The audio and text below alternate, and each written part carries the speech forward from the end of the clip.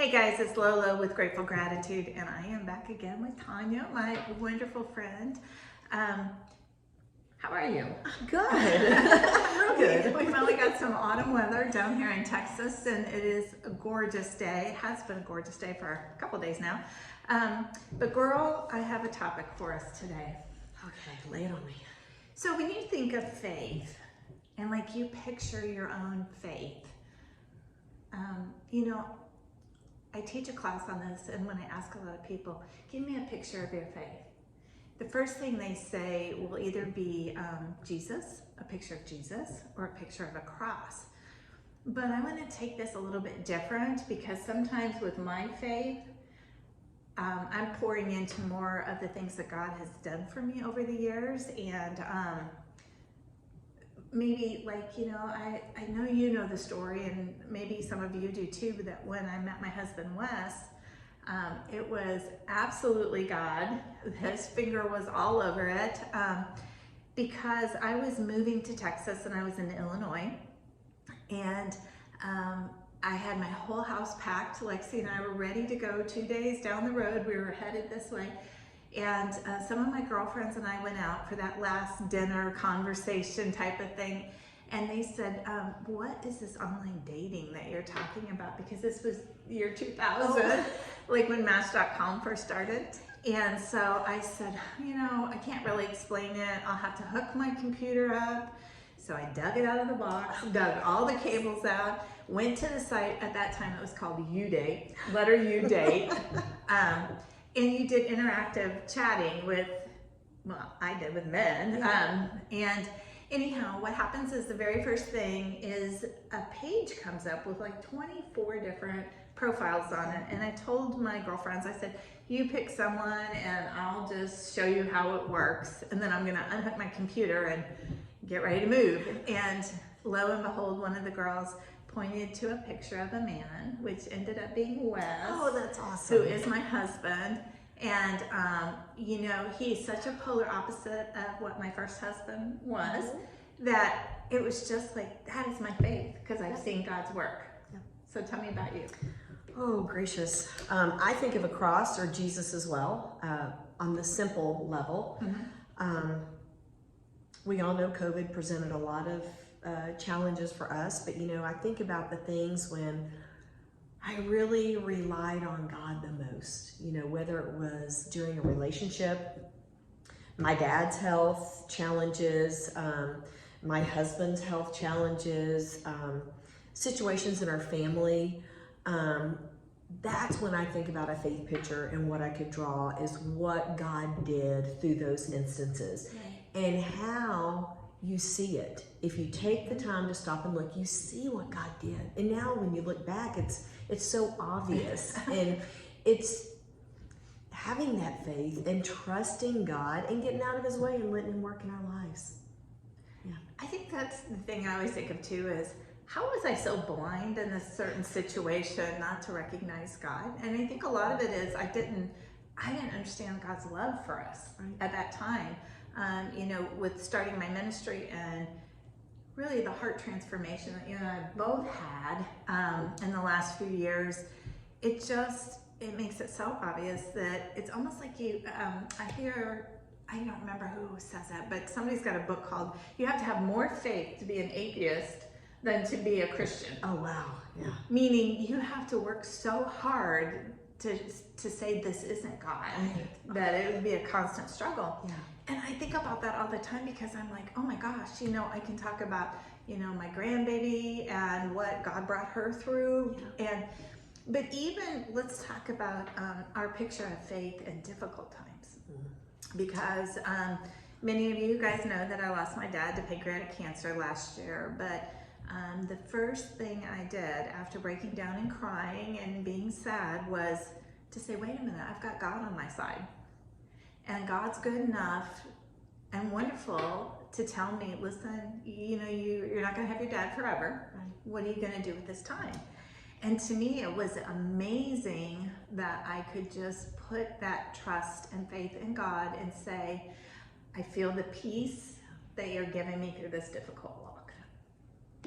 And with both of us, our parents are close in age, and it's like we've gone through the death of my father-in-law back before, but I feel vulnerable with our parents and the age that they're getting. Mm-hmm. But God is so great to carry them through the sicknesses and to give us that extra time to make the most of that time with them. And boy, after your experience and after my experience, I really do things differently. I put things aside because I want to spend time with my dad when he's here. I don't need to go do this or that. I want to spend time because I don't know how long I have with him. And I'm so thankful that God has brought that awareness to me and opened our eyes. And then look at what, it's doing with your mom, and the relationship with your mom.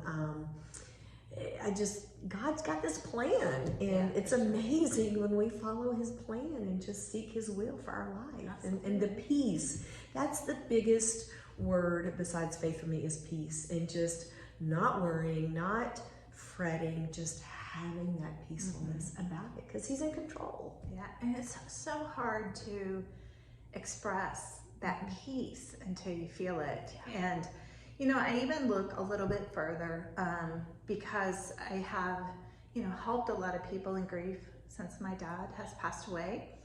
But then I sometimes look at it and say, did God put that in my path? So when it's time for you to need that, because you were there for me as such a good friend and a support, but does God do that because he knows what's coming down the road and he wants us all to be prepared in how we can serve him? But faith is amazing. And, I always say, can't we just have that little sprinkle of holy water just to go, boom, feel it, so that people would want to constantly be in faith and be in that peace and to know that, heaven is not like earth. Right. We strive to do what we're supposed to here on earth, but, recognizing how much God loves us.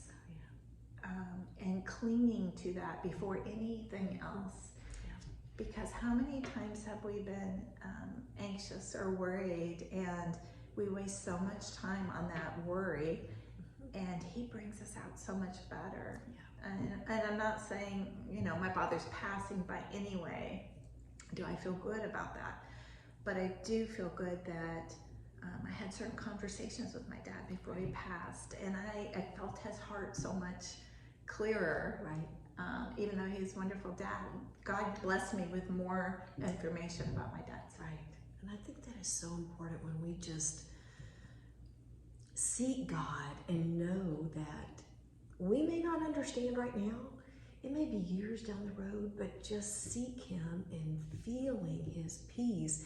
My devotion this morning, when you're happy and it's great, thank him. Yeah. When you're sad and you're down, you're having a rough day, feel his presence. God, come here, just let me feel you. And you feel it. Mm-hmm. And it's just driving in your car, at work, wherever you are. You don't have to be anywhere special. You don't have to be at church. Just feel, stop, be still, and feel him. And it's just so rewarding. Yep.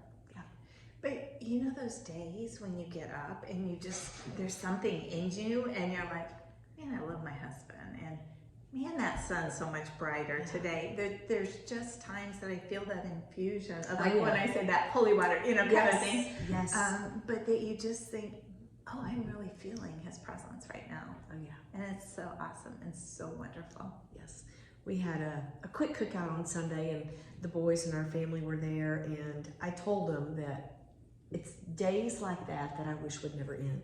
Just the laughter and the fun and the kids and just the beautiful weather. Simple things like that weather. It just filled my heart with so much joy. And I want that every day. And it's just so awesome. And I thank God for the dynamics of our family and the kids. And man, it's wonderful. It's kind of like what's the old saying about today is a gift. That's why they call it the present. That's right. And I think so many times now I lay down at night and I just run through the day again, and I think of all the things to be grateful for. And of course, you and I have talked about gratitude journals and things, but truly when you do that process every day and you think, you know, like for example, yesterday I had my grandkids and my mom came over and Wes was working at home, so he was holding the baby more, and I went and filled up my mom's gas tank. And that sounds so like, why are you fill up my gas tank today? Well, I mean, she paid for it, but Oh, okay. but it was like, why would I be grateful for that? I'm very grateful for that because my dad used to always do that for her, and it's something that I don't want her to have to take on.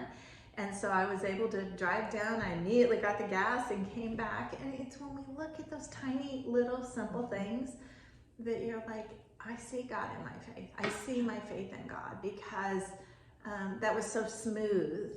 When sometimes we get hung up on what the hard stuff is. Oh yeah.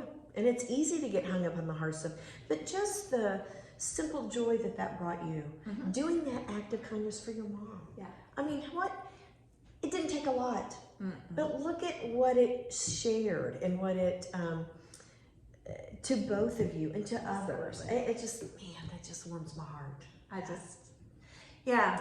So summing up, what is your picture of faith? I mean, it can be simple, like we talked about. It could be just looking at a picture of Jesus and you know, saying that's my faith. I haven't really gotten deeper into the understanding of it, but when you do, you know, life changes, and you know, you kind of like looking in a kaleidoscope, and it's always beautiful, and there's no black in a kaleidoscope. There's no darkness, and so with that being said, thank you so much for being with me again, and we will see you guys at the next one. Have a great one.